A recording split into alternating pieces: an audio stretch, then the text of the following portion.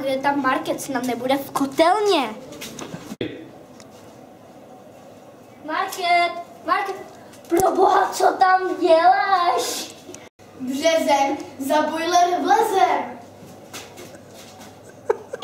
O měsíc později.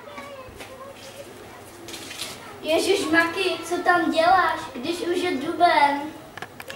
No co, je duben, tak tam ještě budem.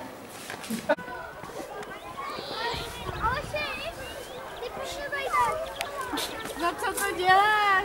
No přece únor bílý, pole sílí. Teď ty.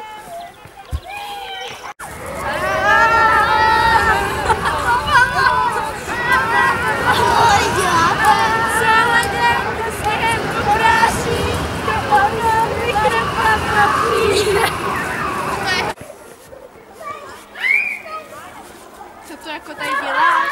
Březnové slunce od 2 stupňů. Proč si nevezmeš boty? A jo.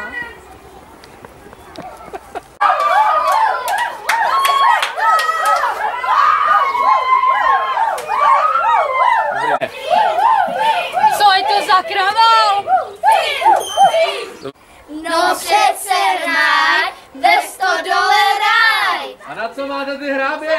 Na česání vlasů.